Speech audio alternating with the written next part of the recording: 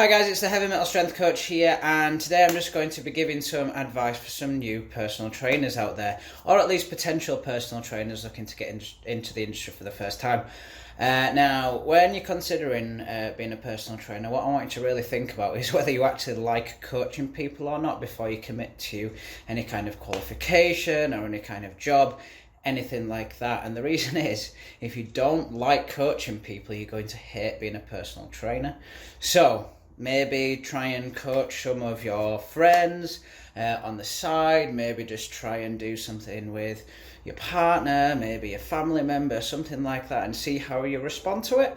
If you find yourself looking forward to those sessions, if you find yourself thinking, what can I do, and you get nice and passionate, and you're able to do that kind of thing and it interests you, then you've got a chance of making it in the fitness industry without absolutely hating it or going into a job that you really don't like. Another thing that I would probably recommend you do is research the companies out there that are for personal training qualifications. Don't go to the first one that appears on Google, because it's not necessarily the best one. I haven't researched or typed in personal training course on Google for a long time, but the chances are the first one that you come to and the best option for you. Personally, I used a company called Future Fit Training, and they were excellent with me, and I've recommended them to a couple of people, and they've always been very happy with their service and the content which they provide. So they're going to give you an excellent base of support. They're going to help you set up a business from there. Another thing that I would say is, when you first become a personal trainer, unless you become an employed personal trainer, no matter what a gym will promise you, they might promise you the world, lots of support, lots of referrals, everything like that, and unless they've got an excellent process for that, the chances are that you're going to have to find your own clients despite their best intentions. So what you need to do is put yourself out there as a personal trainer once you are qualified. Speak to people, train people for free to look busy if you need to get your time in with the clients, to build up that experience, how you talk to people.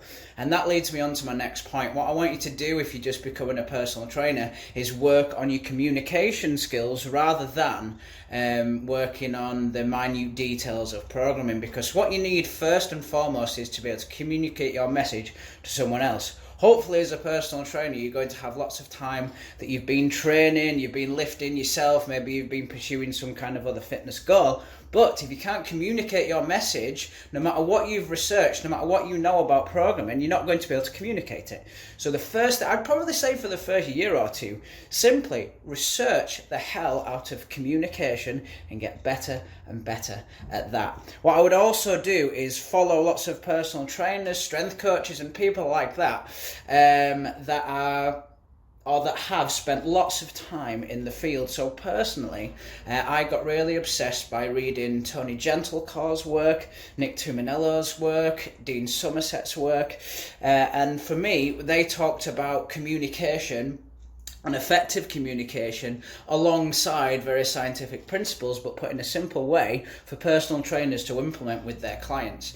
So you don't need to be wowing your clients with scientific studies. You don't need to have the most complex programming in the world, because if you can communicate effectively, more effectively than the other personal trainers in your gym, then you are going to be able to build a good client base. And that leads me on to my next thing. What I want you to try and be, if you become even if you're a really new personal trainer, I want you to try and do what the other personal trainers are doing in your gym, but better. Be smilier when your clients are coming into the gym. Be on time more than the other personal trainers. Give your clients a better experience than all of the other personal trainers. And you don't need to do that in a hostile way. You don't need to badmouth the personal trainers that are in your gym at all. All you need to do is do a better job, and you will naturally bring clients towards you by doing that, because everyone is always watching you on the gym floor. They're assessing other people's sessions, they're looking at what the other PTs do, they're looking at what you do. So make sure that you are better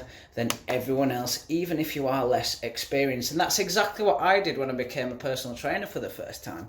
It was at a place called Exercise for Less, and it was about 10 years ago. And what I made sure was I was on time. I was giving people a better experience, even if my programming wasn't necessarily better. Another bit of advice, which is often great: if you can, start at a gym that is just opening, that's nice and big, nice and commercial, and you're going to have lots of leads for you to get wrong. And what do I mean by that? When you first become a personal trainer, you're not going to be the best at sales, so it's best to have lots and lots of people that you can practice on, that you can talk with and get better and better. The worst thing that you can possibly do as a personal trainer in that environment is go within your shell. So even if you're an introvert, you've got to get out there and you've got to speak to people. So what I want you doing as a new personal trainer is training at the gym that you work in. What that's going to do is it's going to give you an opportunity to help people on the gym floor. They're going to be able to see you training and setting a great example. Even if you hate the gym that you're in at first, training in there is an absolute essential to get you some new clients. I would say I got at least 30% of my clients just by talking to them as I train in the gym, and that's what I want you to do until you have a client base that you can rely on and safely train elsewhere if you need to train in some in a different set of walls, just to get out so you don't get cabin fever.